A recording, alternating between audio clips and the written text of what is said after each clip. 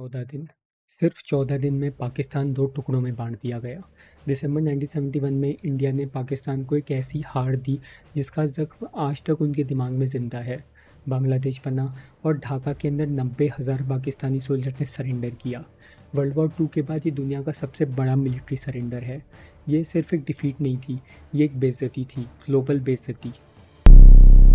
और इसी बेइज्जती के कुछ दिन बाद पाकिस्तान के नए लीडर भुट्टो ने एक हिस्टोरिक लाइन बोली, हम घास खा लेंगे लेकिन न्यूक्लियर बॉम्ब बनाएंगे।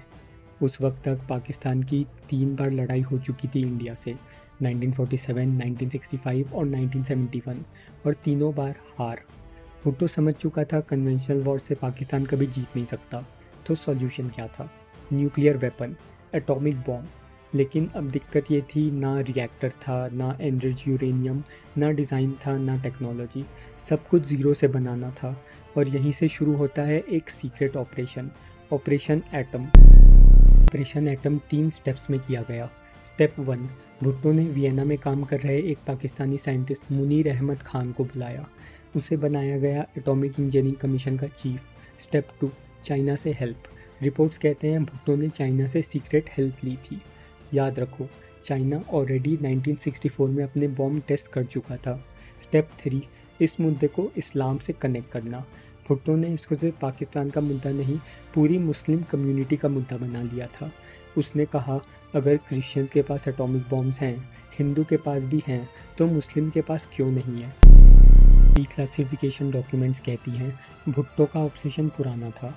1965 में ही उसने लिख दिया था, nuclear weapons are crucial to neutralise India superiority. लेकिन भुट्टो के पास वक्त नहीं था। 1947 आया और इंडिया ने टेस्ट किया अपना पहला न्यूक्लियर बॉम्ब, स्माइलिंग बुद्धा। इस टेस्ट ने पाकिस्तान के अंदर एक पैनिक मचा दिया। अब भुट्टो के लिए न्यूक्लियर प्रोग्राम एक एम्बिशन नहीं था, ये बन गई थी एक डू और डाई रेस। दुनिया को तब तक ये नहीं पता था, पाकिस्तान का न्यूक्लियर मिशन अब एक डार्क और डेंजरस रास्ते पर चला गया था। चुराए हुए सीक्रेट्स, एक रोक साइंटिस्ट और एक ऐसी झूठी कहानी जो दुनिया को बेवकूफ़ बना देगी। आज इस वीडियो में मैं बताने वाला हूँ कैसे पाकिस्तान बना एक न्यूक्लियर पावर। 1974 के बाद एक ऐसा आदमी पाकिस्तान का न्यूक्लियर मिशन का मास्टरमाइंड बन गया जिसका नाम आज भी कंट्रोवर्सी के साथ जोड़ा जाता है। डॉक्टर अब्दुल कादिर खान, एक मेटलर्जिस्ट, काम करता था नीदरलैंड्स की एक टॉप सीक्रेट न्यूक्लियर फर्म यूनरेको में। वहाँ उसके पास था यूरेनियम एनरिचमेंट टेक्नोलॉजी का डायरेक्ट एक्सेस। और जैसे ही इंडिया ने स्माइलिंग बुद्धा का न्यूक्लियर टेस्ट किया, भुट्टो ने एक मैसेज भेजा, Pakistan needs you, come home. Abdul Qadeer Khan ने वापस आने का फैसला किया, लेकिन वो सिर्फ अपना दिमाग लेके नहीं आए थे, वो साथ लाए थे और कुछ भी, एलिजेडली चोरी किए हुए ब्लूप्रिंट्स, डिज़ाइन जो किसी भी देश को न्यूक्लियर सुपर पावर बना सकते थे। बाद में डच अथॉरिटीज़ ने उन पर एस्पियोनाज का केस भी डाला, लेकिन चार्जेस ड्रॉप हो गए। अब मिशन 2 टुकड़ों में बांट दिया गया था। पहला था मुनीर अहमद खान का PACE डिपार्टमेंट, जो कि प्लूटोनियम पे काम कर रहा था। दूसरा था अब्दुल कादिर खान का KRL लैब, जो कि यूरेनियम एनरिचमेंट में फोकस कर रहा था। लेकिन दोनों में दोस्ती नहीं थी, राइवलरी थी, टॉक्सिक राइवलरी। और फिर अब्दुल कादिर खान को मिल गया मिलिट्री का फुल सपोर्ट। उसने ग्रेजुअली पूरा कंट्रोल ले लिया और पेस डबल कर दिया with the help of China. 1980s के सीक्रेट रिपोर्ट्स बताते हैं चाइना ने पाकिस्तान को बॉम्ब के डिज़ाइन दिए। अब्दुल कादिर खान का स्मगलिंग नेटवर्क यूरोप से सेंट्रीफ्यूज पार्ट्स ले रहा था। इस लेवल की चालाकी, इस लेवल की प्लानिंग दुनिया को समझ ही नहीं आई। मिड 80s तक US इंटेलिजेंस ने वार्निंग दे दी थी, Pakistan is just years away from building a bomb. लेकिन दुनिया के पास कोई प्रूफ नहीं था तब तक, जब तक एक जर्नलिस्ट के इंटरव्यू ने पूरी दुनिया को हिला दिया। 1987, पूरा वर्ल्ड स्पेक्यूलेट कर रहा था, क्या पाकिस्तान के पास सच में न्यूक्लियर बॉम्ब है? सबको शक था, सबको डर भी था, लेकिन प्रूफ कोई नहीं था। और फिर एक इंडियन जर्नलिस्ट ने दुनिया को हिला दिया।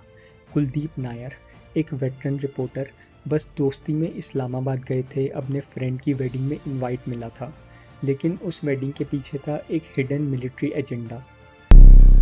पार्टी में ही उनके जर्नलिस्ट दोस्त मुशाहिद हुसैन ने बोला, शादी का रिटर्न गिफ्ट चाहिए, चलो डॉक्टर अब्दुल करीम से मिलवाता हूँ। इमेजिन करो, अब्दुल करीम खान, पाकिस्तान का मोस्ट प्रोटेक्टेड साइंटिस्ट, और एक इंडियन जर्नलिस्ट को सीधे उनके पास ले जाया गया। ना सिक्योरिटी चेक, ना पासपोर्ट का झंझट, कुछ भी नहीं, डायरेक्ट एंट्री। इंटरव्यू शुरू हुआ थोड़ा गार्डेड टोन में। अब्दुल कादिर खान क्वेश्चन को डॉज कर रहे थे तब तक जब तक कुलदीप नायक ने एक साइकोलॉजिकल ट्रिगर नहीं छेड़ दिया। उन्होंने बोला कि इंडिया में लोग कहते हैं पाकिस्तान के पास दिमाग नहीं है बॉम्ब बनाने का, और बस अब्दुल कादिर खान का ईगो ब्लास्ट हो गया। उसने कहा, go back and tell them we have it, we have already tested it. ये एक मीडिया एक्सप्लोजन था। नेक्स्ट डे से हेडलाइंस घूमने लगी, पाकिस्तान हैज़ द बॉम्ब। लेकिन ये पूरा इंटरव्यू एक ब्लफ था, एक साइकोलॉजिकल वॉरफेयर था। इंटेलिजेंस एजेंसीज ने बाद में कंफर्म किया 1987 में कोई टेस्ट हुआ ही नहीं था। यह सब एक केयरफुली स्क्रिप्टेड ड्रामा था। जनरल ज़ियाउल हक का प्लान इंडिया को कंफ्यूज करने के लिए। उस टाइम इंडिया अपनी मिलिट्री एक्सरसाइजेस कर रहा था। ज़िया चाहते थे इंडिया रिट्रीट करे, और अब्दुल कादिर खान का इंटरव्यू बना उनका न्यूक्लियर डिटरेंस का ट्रम्प कार्ड। असली सच 11 साल बाद सामने आया, 1998 में। तब जाके पाकिस्तान ने अपना पहला रियल न्यूक्लियर टेस्ट किया। लेकिन 1987 का वो इंटरव्यू वो बना पाकिस्तान का nuclear poker face, ego depiction और डेस्परेशन का डेडली मिक्स। मई 1998 इंडिया ने दुनिया को हिला दिया ऑपरेशन शक्ति से। राजस्थान में 5 न्यूक्लियर टेस्ट किए गए और एक क्लियर मैसेज दिया गया, India is now fully fledged nuclear power. अब पूरी दुनिया रुक गई पाकिस्तान क्या करेगा ये देखने के लिए, और 15 दिन बाद जवाब आया। जवाब था चांगी के पहाड़ों में धमाका, 5 अंडरग्राउंड न्यूक्लियर टेस्ट। पाकिस्तान ने ऑफिशियली दिखाया अब हम भी न्यूक्लियर पावर हैं। कि अब 1987 का अब्दुल कादिर खान का इंटरव्यू एकदम समझ आता है। वो ब्लफ नहीं था, वो एक प्लान साइकोलॉजिकल मूव था, एक वार्निंग शॉट था। 1987 में कोई टेस्ट नहीं हुआ था, ये बात तो कंफर्म हो चुकी थी, लेकिन असली काम छुप के हो रहा था। Warhead design, missile delivery system, miniaturisation, इन सब में 11 साल लग गए।